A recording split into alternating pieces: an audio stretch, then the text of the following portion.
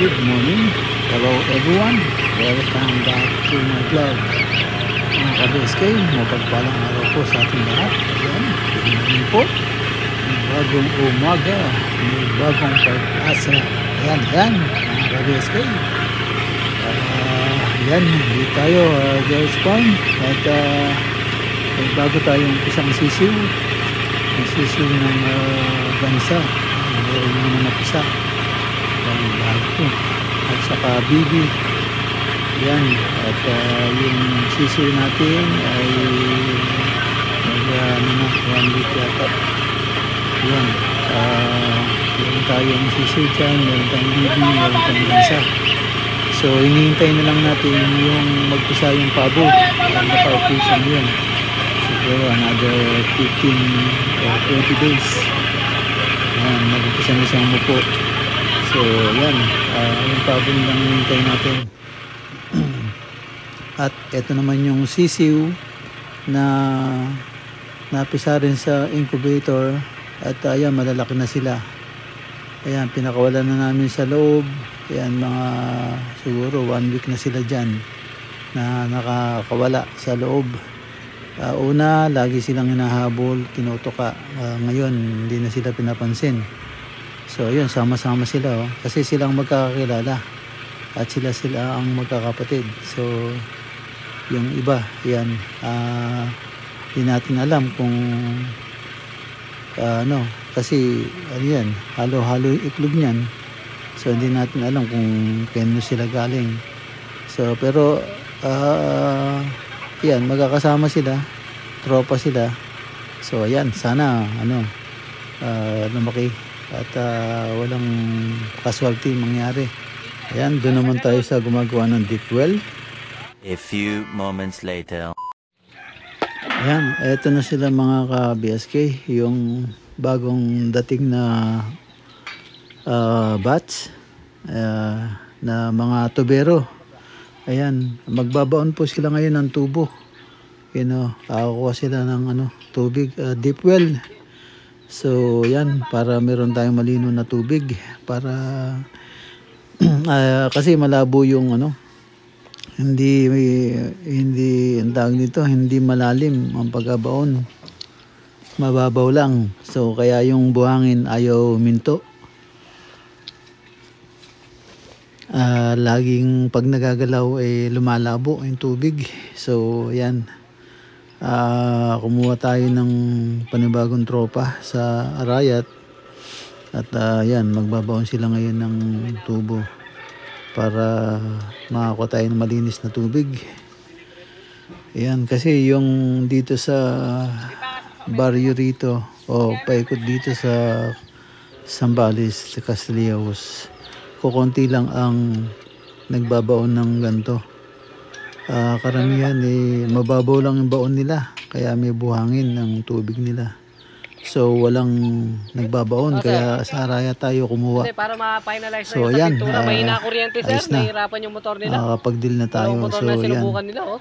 So samahan nyo po Mahina kami yung kuryente natin hanggang dito. pong ika nga kanilang matusok yung tamang tutusokin para magkatubig tayo. At saka meron din tayong ano ngayon, pakain. Yan. Meron tayong pakain at nag-sponsor ng pagkain si Sherilyn Cat Lady ng California. Ayan. Siya po yung nag-sponsor ng pagkain ngayong araw na to. Kaya yan, abangan nyo sa pagdating nila. At maraming tayong nagtatrabaho sa Joy Farms. So ayan, nag-sponsor si Sharon Cat Lady ng pagkain lunch. At mukhang marami yung pinamili. Hindi ko lang alam kung kaya ubusin itong mga ito. Kasi yung isang batch na mga pintor nag-uwian. Hindi natin alam. Kaya yan, yung mga tubero ang siyang makikinabang ng ating pakain sa farm. Ayan, no? Dito tayo sa taas. Yan, sinusundan na nila kung hanggang saan sila makakarating. Yan, at kung may tamaan silang bato, itatry nilang barinahin. Yan. Babarinahin nila pag tumama sila sa bato hanggang mabutas nila yan at makalalim pa sila para mahit nila yung tubig na quality, yung malinaw. Ayan. Yan ang ating abangan at susundan. Kailangan natin ng tubig. So wala tayong malinis na tubig sa farm.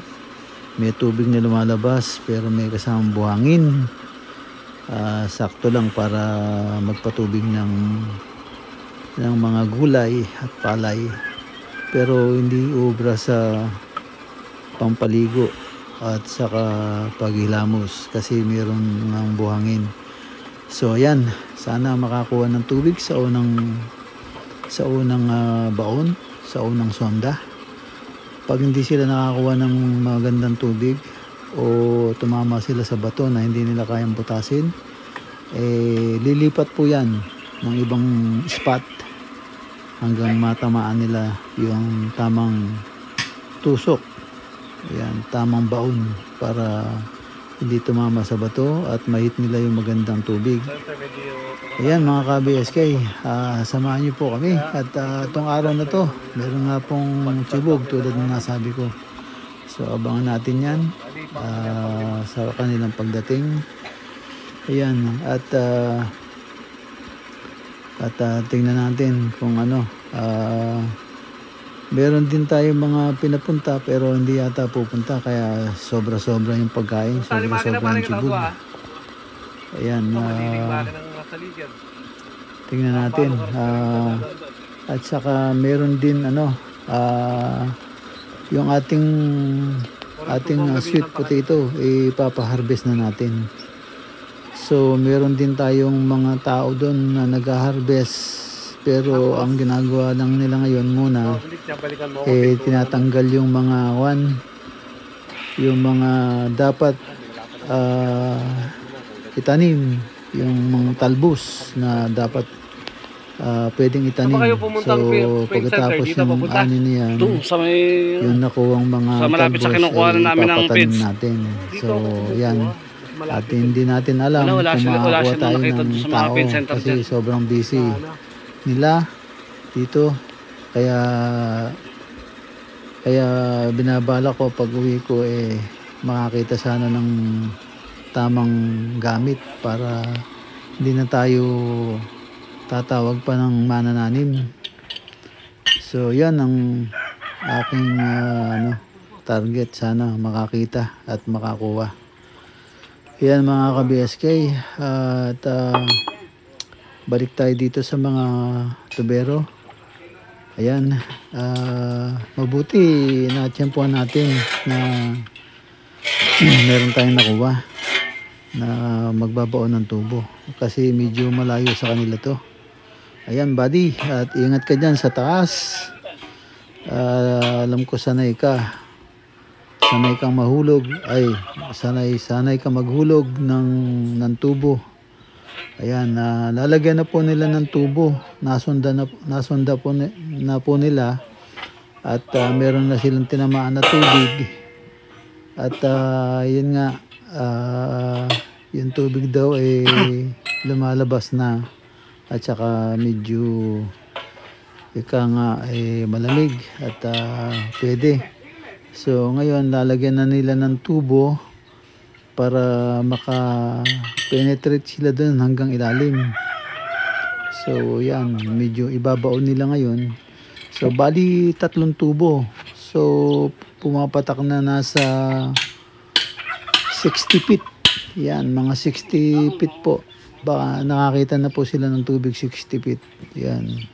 Ang dating baon lang po dyan ng mga tao dyan dito sa Castrillo, Zambales. Karamihan na binabaon nila hanggang ano lang po, bali 30, mga ganun, 35 yan ang baon nila, o 25 yan ang mga baon lang nila. Piya po 30 feet mostly ang binabaon nila. So yan, nagbaon tayo ngayon ng 60 feet. Nakakuha na po ng magandang tubig at malinaw. Yan, abangan po natin yan. At yan, medyo tanghali na po at malapit na. Malapit na yung pananghalian. Sana dumating ng maaga. Diyos ko, gugutomin sila. Ayan, abangan po natin yan mga ka-BSK. At ayan, meron na silang tubong nilagay. At tapos kanilang ano yan, ang tawag doon, babaksakan ng bakal na solid para bumaon. Yan, para mapuntahan nila yung kailaliman at makakuha sila ng tubig. Tapos sosundahin nila yon para lumaki yung yung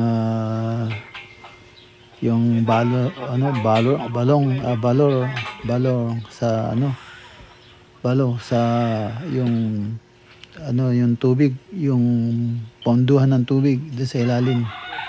Kaya nila susundahin ulit yan para lumaki at magkaroon ng tubig na libre. Kaya nga, yung parang tawag doon, ang tawag doon, yung ponduhan, yun, ponduhan ng tubig sa ilalim para hindi maubusan pag sinisip ng water pump o kaya jetmatic. Ayan mga ka-BSK, at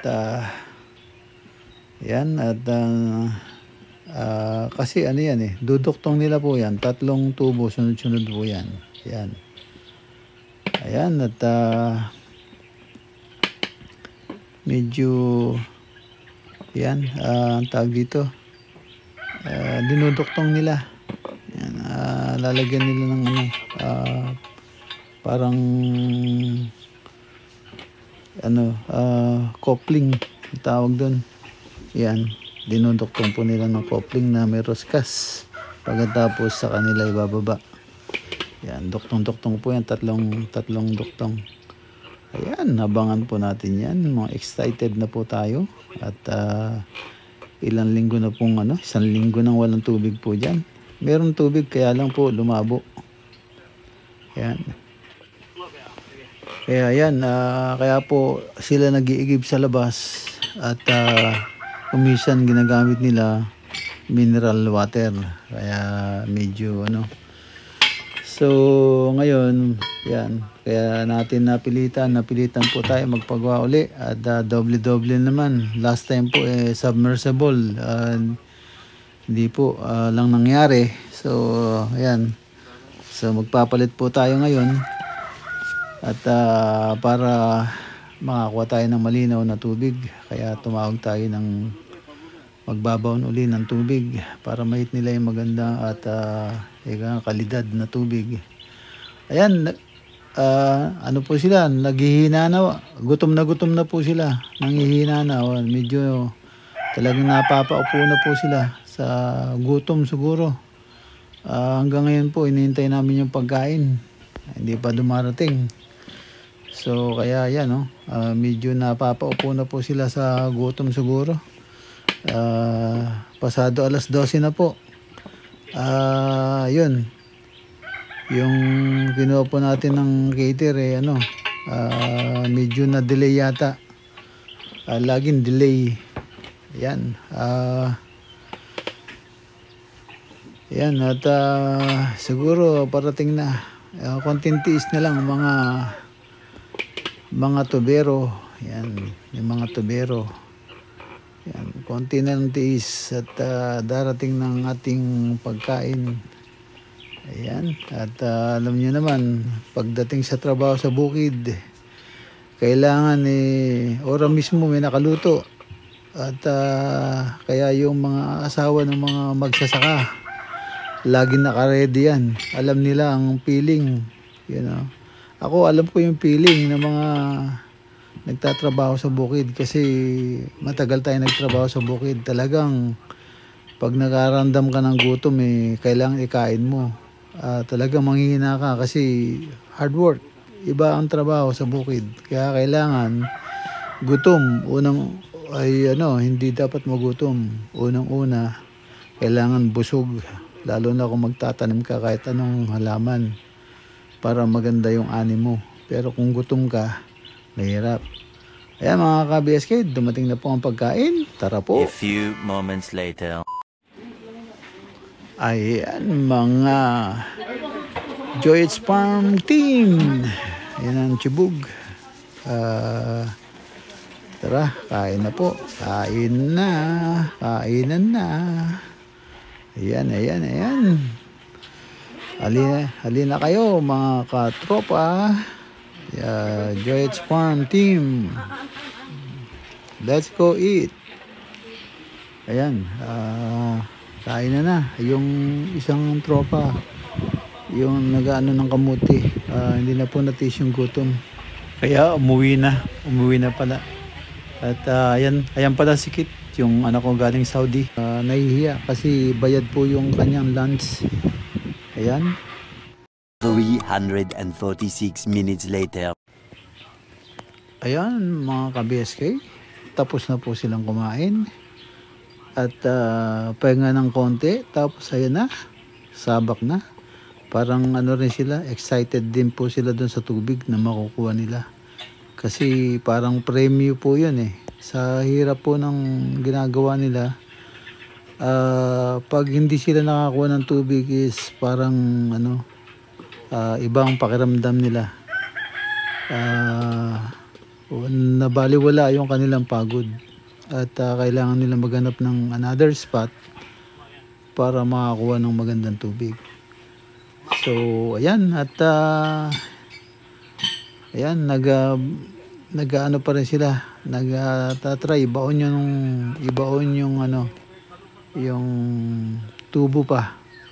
Yan, tubo na nakataas na yan, ibabak sa kanila po ng mabigat na metal yan para bumaon doon sa sinonda po nila. Kailangan maipasok nila yung tubo na yan para makuha nila yung tubig doon sa inabutan nila na sonda, na yung binarena po nila. So yan, hintayin po natin at nakakuha na po sila ng tubig. Lalagyan lang po nila ng harang para hindi makatakas. Ayan, yung excited na ang lahat sa tubig na malinaw na makukuha para everybody happy. Yan, para naman dun sa ng ating swimming pool malinis na tubig ang ating ilalagay. Yan, para para hindi magandang masarap maligo, di ba? Alam mo naman, ayan, malinis na, so okay na. May mainom ka man tubig malinis na. Yan. Kaya yan, abangan natin yan. Abangan po natin. Yan talagang porsigido po sila. Porsigido na makuha agad nila yung tubig para hindi na po sila mahirapan. Yan. At hindi na rin mahirapan yung aking bulsa. Yan. Kailangan makakuha agad sila ng magandang tubig. Yan. Para naman medyo makatipid-tipid po tayo. Ayan. Mga ka-BSK. Yan. Samahan niyo po kami at busog na po silang lahat. Ayan mga ka-BSK. Medyo nahirapan po sila kasi tumama po sila sa bato. Yung bato po na nasonda nila. Yun. So baka medyo masikip yun.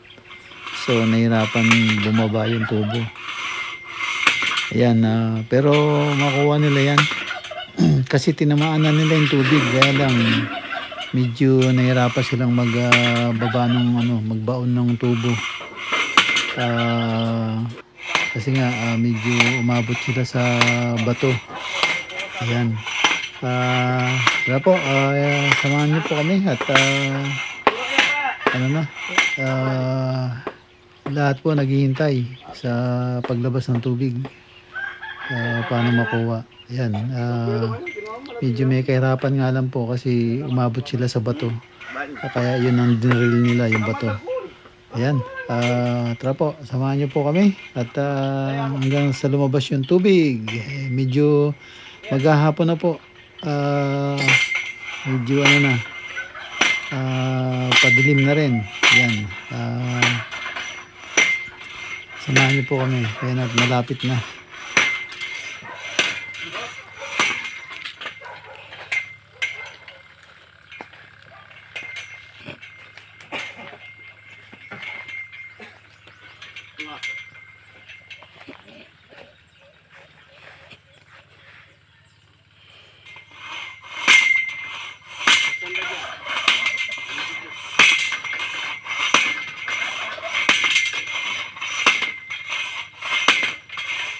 Babagsak kayo sa tubo.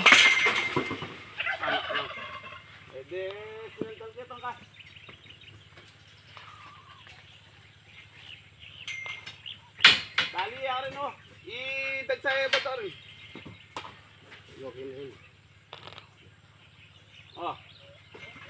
Sopa mo.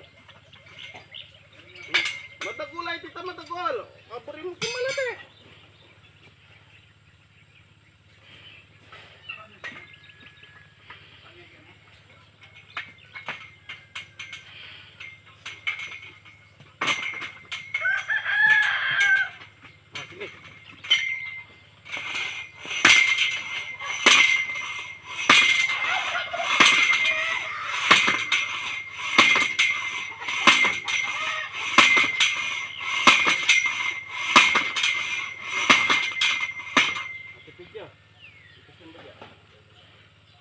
Bibili mo yung kason. Talan.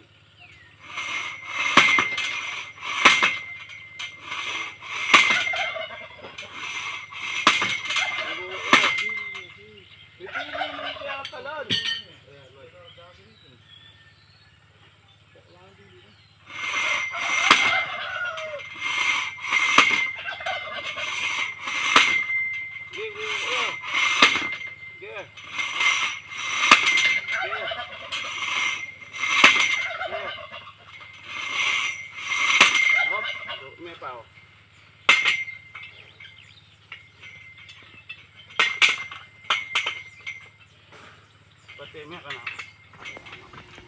Ayan mga ka-BSK, medyo nahihirapan silang konti kasi tumama po sila sa bato. So kung hindi naluwagan gusto yung bato, ayan, mahirap pumasok yung tubo. Kaya yan, medyo hard work sila ngayon mga ka-BSK. Medyo hapon na po at kaya pagod-pagod na rin po sila. Sana makuha po nila yung tubig. A few moments later. Ayan mga ka-BSK, at nakakuha na po sila ng tubig at lumilinaw na rin. Ayan. Ngayon konti na lang siguro. Konting sonda-sonda na lang. Pero hapon na rin po eh. So kumbaga yan, pinapalabas lang nila yung tubig hanggang sa liminaw. Kaya yun ko tapos nyan. Ayan mga ka-BSK, hapon na rin ho, at pahinto na po sila. Itutuloy daw nila bukas at kasi nagpapabili pa ng tubo para gawing straw. Yan, kita-kita po tayo ulit bukas. Ingat po dyan, and God bless. Bye bye.